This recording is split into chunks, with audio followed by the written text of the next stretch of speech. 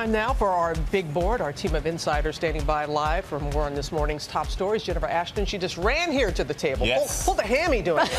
We're going to get to her story in just a moment. But we're going to start with that political bombshell. Former President George H.W. Bush, number 41, reportedly overheard by multiple people at an event saying he would vote for Hillary Clinton in November. ABC's John Carl joins us now. Of course, we know about the Facebook posting and all this. How big of a deal is this, John?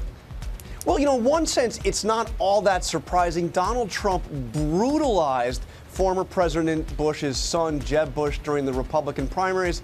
But in another sense, this is a bombshell because not only is he saying that he is not going to vote for Donald Trump, but he is going all the way to say he will vote for Hillary Clinton. This is the former Republican president who was beaten, you remember, of course, by Bill Clinton in 1992, saying not only can't he not support Trump, but he's going to vote for the Democrat. It's pretty shocking. But John, even if he does do that, does it really sway people who traditionally maybe vote Republican and say, well, he's doing it, I'll do it too?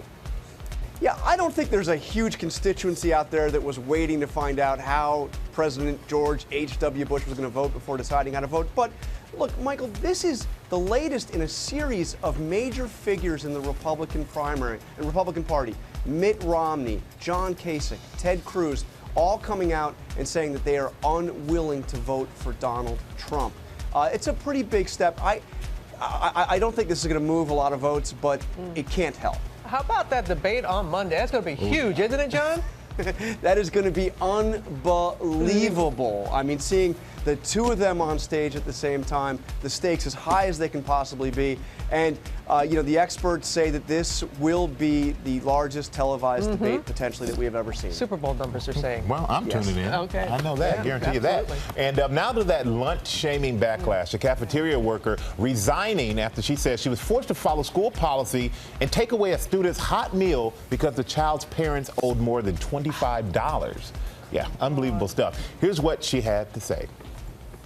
I didn't say anything. I just put the cheese sandwich on his tray, and that's when he just looked and his eyes welled up. I'll never forget the little boy. I'll never forget his eyes welling up with tears. Well, we have educator Ron Clark, who's joining us right now. And Ron, this is what the district superintendent said. He said there's never been the intent with the adoption of the policy to shame or embarrass a child. But so how did something like this happen, first of all? And what was the school's policy in the first place? First of all, regardless of the policy, you never want to shame a kid. It really breaks my heart. I feel this is a crisis. Yeah. But the policy is that if you receive free lunch, then you automatically get the hot lunch. But if, according to financial guidelines, your family can afford to pay, then you need to pay. And if you can't, then you get the bread and the cheese. But the problem is that's putting the kid in an embarrassing situation. The parents have not paid their lunch fees, and they owe $70,000 to $100,000 all told for the district. So the district trying to find a way to get the money, but they're putting the pressure on the kid, and that's wrong. You never want to put the kid in the middle. It's just really awkward and uncomfortable. You can't put the kid in the middle. I'm sitting here with Dr. Jen Ashton, who's a nutritionist as well, and saying how, we all know a healthy meal is vital to a child and for education.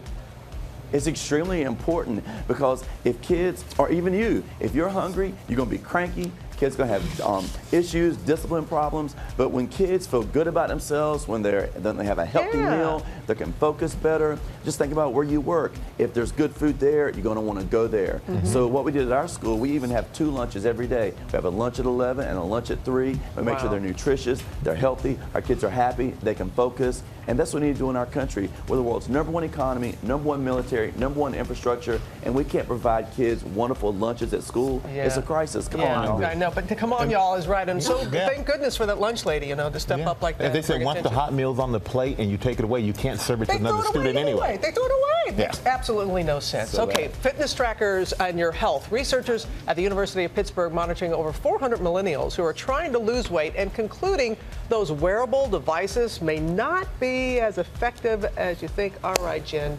Tell us. Here's the lowdown, you guys. This is where most of the media headlines on this study got it wrong. We are getting it right here. They didn't find that the wearable devices didn't work. They put this group wearing the wearables head to head against a group who tracked their fitness routines online and found that they did the same. They both improved. They both lost weight. So I think the bottom line here is with these wearables, if it holds you accountable, if it inspires you, if it motivates you, we know that if you record what your behaviors are, people tend to do better. So again, it's very individual, but they do have a place. They motivated me before I lost it. To get to the Hall of Fame. Yeah. You were like, I got to get to the Hall of Fame. I got to work out if I want to keep up with these guys. Well, you know what, Dr. Ashton, thank you so much. Ron and John, thank you both as well.